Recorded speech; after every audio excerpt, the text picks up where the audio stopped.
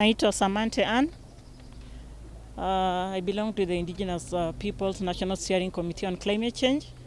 This is a national network bringing on board Indigenous peoples communities from across the country.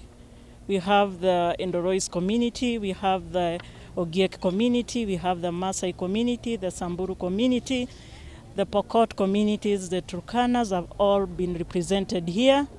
And we come here to follow on a case on the recent appointments to the National Climate Change Council. We felt that these were not actually done. We know there is a body, the council itself is supposed to have a representative from the marginalized communities. But we come here because we think this was a bit misguided, because the person who was nominated to that position we believe that this should have been done through a consultative process.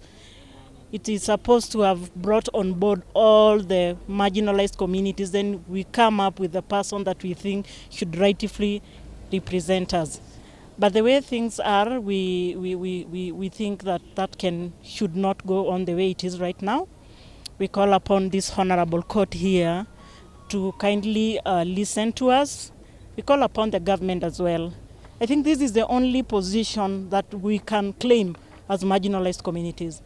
And these recent appointments went against the Article 260 of the Kenyan Constitution, because it is very clear about who marginalized communities are. It's very clear over there. And again, thinking of climate change is a global crisis right now, and the marginalized communities are very much hard hit by the impacts of the climate change.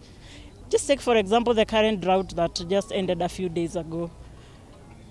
The pastoralist community, communities, for example, lost everything from that. And so we request this honorable court to listen to us. We need proper consultation. We have been into this struggle for so long, and we have put structures in place. And so we know who is there to represent us and who is there to represent other interests.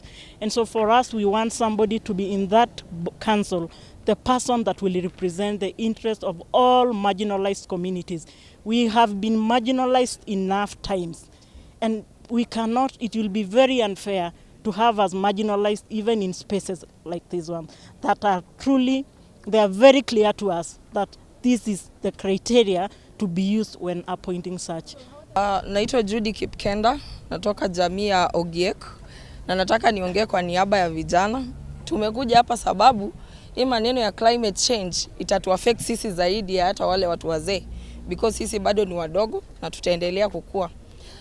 Kwa hiyo maneno ya amendment bill, tunasema wasitoe indigenous people na wasitoe CSOs and academia. The reason being, kwa carbon markets, it is our lands. Mahali tunafanya more, we have the land, we have sisi ndo tuna sequestration. Our lands ndo ina produce more, inameza hiyo carbon mingi.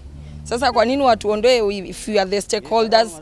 Kwa nini wanataka kutuondoa kama wataki kuja kutumia mashamba yetu?